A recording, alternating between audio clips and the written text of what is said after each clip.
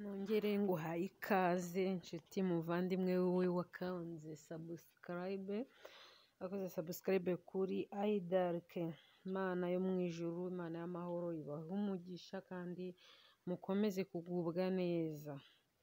Uyu munsi ni itariki 11 z'ukwezi kwa kane cyangwa se 11 Mata umwaka w'2025.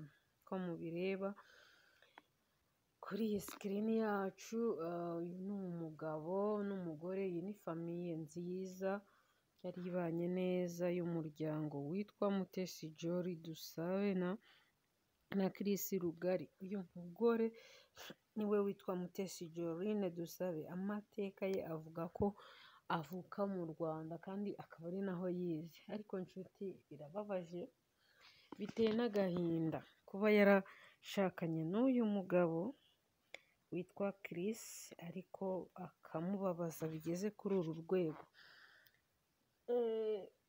Amakuru avuga yuko uyu mugabo n'umugore bari batuye Kampala, mu muryango wari utuye Kampala. Murumva birumvikana ni mu Bugande, mu gihugu cy'Ubugande, kandi akaba ari umuryango washinzwe 2013. Akaba bari bafitanye mu buryo bugaragara abana batanu mu buryo bugaragara.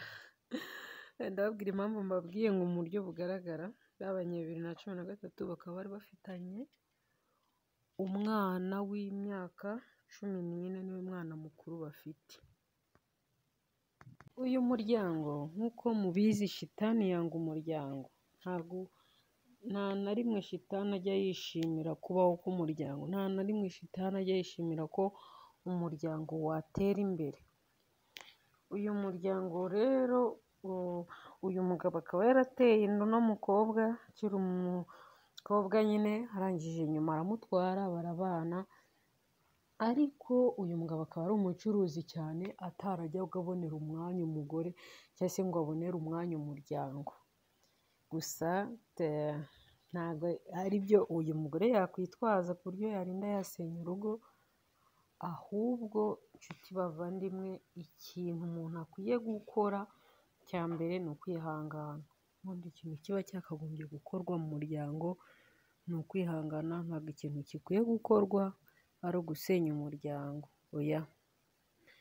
Ubwo rero uyu mugabo baza kumubwira ko umugore ashobora kuba amuca inyuma.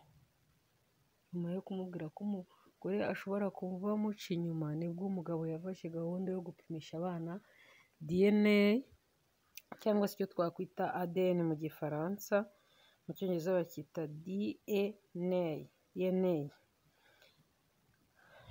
Afata gahunda, ni inkuru ibabaje. Afata gahunda yo gupimisha abana kugira ngo amenye ko ari abe. Apimishije 3 muri bo asanga reka asanga umukuru babyaye batari abana niwe. Bivuze ngo yaramuzanye, umugore nyine akajya yigira mu bandi bagabo ajya kwishugurikirayo. Umugabo nawe akajya mu kazi azi ko ari guhahira abana. Mwumva ni ibintu bibabaje. Mujya mwumva ko hari abantu babana bakicana, abandi bakabana bagasenya ingo kubera amakimbirane nk'aya ngaya. Ntabwo ari ibintu bishimishije, ntabwo ari ibintu byo gushyigikira, ahubwo ni ibintu byo kurwanya, tukabirwanya ndetse twivuye inyuma. Ariko umugore ntiyanyurwa, arababara cyane. Aravuga ati uyu mugabo ngiye kumubura kubera ko uyu mugabo afite imitungo, ngiye kumubura. Birumvikana kamwe ko hari abantu babana atari ukubera urukundo, ahubwo ari ukubera imitungo bafite. Umwe afite imitungo, undi akavuga ati nzabana nawe ntamukunze, ariko kubera ko afite imitungo mbane nawe. Umugore arangije afata icyemezo cyo kwica umwana we amunize. Ntabwo ari ibintu bishimishije. Reba umwana wibyariye umwana ungana gutya, ikibondo kingana gutya. Igihe abana bajya baba victime, ugasanga abantu mu rugo ntibumvikanye, umuntu agahita afata icyemezo cyo kwica umwana kuko mutumvikanye. Abizi wa mugabo nawe wafashe abana babiri akabatwika ngo ntabwo ari abe, mu minsi yashize i Nyamirambo mwarabyumvishije, rero ntabwo ari ibintu bishimishije, nta nubwo ari ibintu bikwiye, umwana ntakwiye kwicwa azira ibyamubayeho atagizemo uruhare, oya ntabwo ari ibintu, uyu mugore wacu w'umunyarwanda rwose yadukojeje isoni, ajyana umwana kwa muganga azi ko ari we wamwishe, arabeshya ngo umwana yaguye hasi ngo yasimbutse etaje. Abantu bari bageze ku rwego rwo kuba bafite ama etaje, bafite amangazine, bafite imitungo myinshi, bumva ni abantu batunze cyane, kandi umugabo noneho byongeyeho ko ahora ajya kurangura hehe za Dubayi. Ntabwo ari ibintu byoroshye, usanga abakire benshi nagiye mbona hari abantu bakomanta ngo abakire benshi batunze abana batari ababo, bafite stress ngo abana batari ababo, mwumva ni ibintu bikomeye.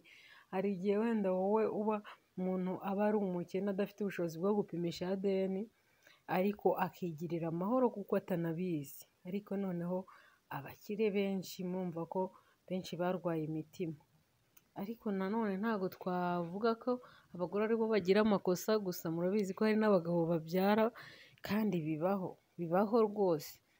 Rero kandi nabo urumva n'uwo mugore aba yabyaranye n'abagabo n'ubundi b'abandi, ntabwo ari ibintu byoroshye. Hari agasitori numvishije k'umugabo ngo bari bavuze bati umuryango turawuhemba dukurikije n'abana ufite mu rugo. Noneho ngo umugabo aragenda ajya mu rundi rugo ahantu yari yarabyaye abana, ariko ni agakuru numvishije, arabazana, abagejeje mu rugo ngo asanga ba bandi yasize ntabahari. Abaza madamu ati se abana banjye bari he, ko nagiye kuzana abana nabyaye ahandi kugira ngo tubone imfashanyo nyinshi. Umugore aramubwira ati abana nabo base baje kubatwara. Ni ibintu biba bibabaje inshuti bavandimwe, iki gihe ni igihe cyo kwibuka abacu, ni igihe cyo kwiyubaka, none mujye mureba ukuntu abantu cyangwa se shitani abazana